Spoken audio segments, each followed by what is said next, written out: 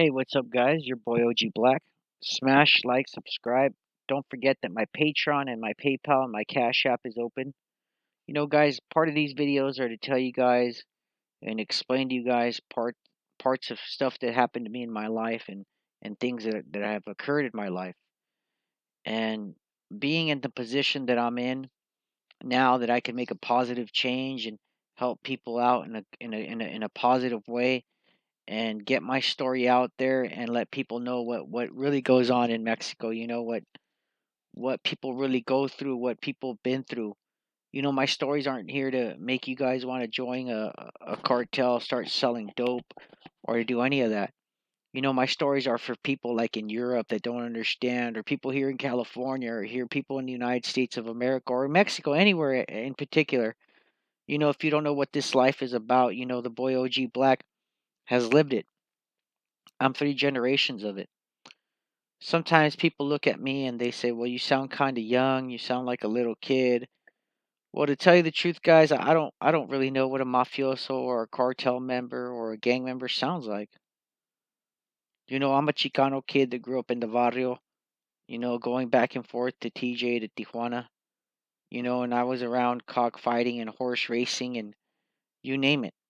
And the story I'm going to get into today, guys, has a lot to do with that intertwined.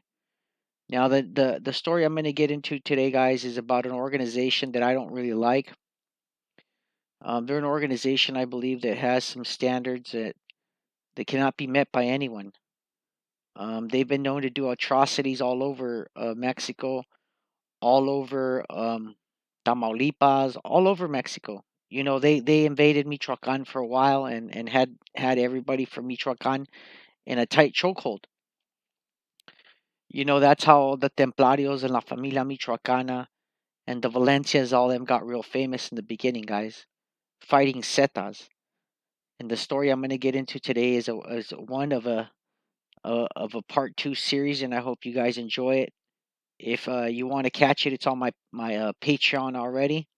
And let's get into it, guys. Um, the young man I'm talking about right now is between the ages of 30 and 40 years old. Um, he is to believe to be the only heir to the Trevino family throne. I'm talking about Huevo Trevino. A lot of people ask me, OG Black, what do you know about the Trevinos? Well, I know this much. The Trevino family is one of the only families that has a Kentucky Derby winning horse, has a Los Alamitos winning horse, and has a Hollywood Park National Invitational horse champion. Now, the Trevinos were once uh, prominent members of Texas. One of Huevo's uncles is actually and was a mayor of a town in Texas that I'm not going to get into. I mean, if you guys research it, you can find it out. I'm not going to tell you guys the name of the town. I think that'd be blowing up too much game. You know what I mean? Huevo Trevino, guys, if you guys know, is what you call La Ultima Zeta, which means the last Z. Um, he's actually believed to be on the run right now from U.S. authorities. The Mexican authorities don't worry this kid too much because he's a kid that grew up in the life, if you guys know anything about it. Um, el Niño, as his grandma calls him, or his Aunt Teresa and them call him, is someone who's lived a horrible life.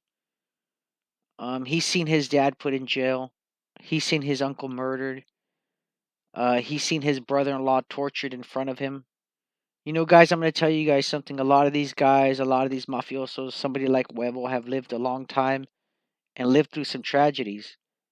Um, One time, Huevo and them were picked up by some guys from Cartel del Noreste, which is a cartel.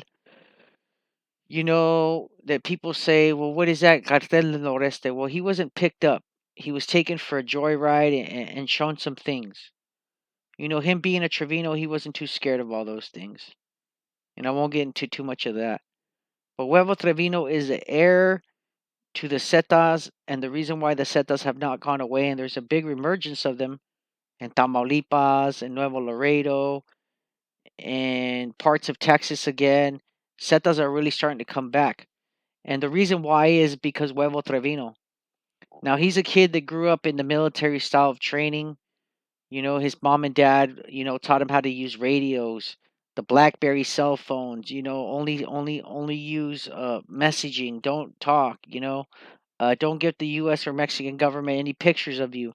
Don't take lots of photos. Um, don't stay in one spot too long. Don't tell your friends where you're at. You're a businessman. All the things to make a mafioso successful. Huevo Trevino has definitely had the tools for. You know, I ran into the Trevinos at the Los Alamitos racetrack about 15 years ago when I was delivering some dope to a hotel right next to the Los Alamitos racetrack. So the Los Alamitos racetrack is right here, let's say, here. And the hotel is right across the street. In between is a big long street called Catella. So I would deliver dope right here to the hotel. I met jockeys, strippers, models, actors, um, you name it. Why? Because my cocaine and my dope was that good. It was uncut. I didn't need to mess with my candy, and people loved it. And I was making a lot of money from it. Plus, I loved horses. And at this place, one of the family members introduced himself. At the end, I got introduced, and I kept hearing these things about Huevo Trevino. So that was the first time I heard about the Trevinos. I learned about them. I learned not to mess with them, and I stayed my distance for personal reasons.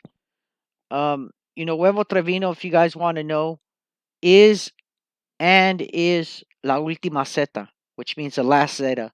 Zeta, the last Zeta. He's the last one. So his family has pretty much everything in them, and the Mexican government knows that. Now, their problem is that the Mexican government's been being paid off so well that they're not accepting bribes anymore. I think they're getting so much pressure from the U.S. government that they want Huevo Trevino in jail. One of the things that makes Huevo Trevino so famous, guys, is that he had a firefight with the Mexican government for 14 hours. 32 dead, 29 of them being guys from the bad guys, 3 of his. Now, that was his own personal escort detail, and that's the reason why they did so good. Now, he's been taking major losses. And the reason why I made this video, guys, is because there's been a lot of firefights in Tamaulipas that people aren't talking about. The main attraction's been in Michoacan. The main fighting's been in Michoacan, and people are forgetting about Tamaulipas. Remember, guys, at one time, Tamaulipas was the murder capital of the world. Okay, and the Trevinos have been fighting for Tamaulipas for years. They're seasoned, and Huevo is too.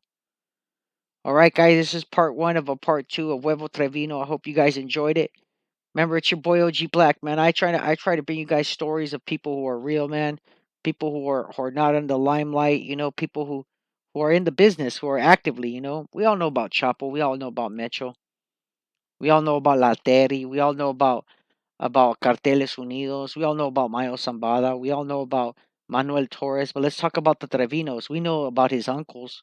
We know about Z40. You know what I mean? But we don't know too much about Huevo. Huevo Trevino, if you guys want to know, his name Huevo means egg. You know why? Because he's the baby. It's your boy OG Black. Don't forget to visit my Patreon, my PayPal, my Cash App is open. I hope you guys have a good one today. It's your 12 o'clock special, and I'm out.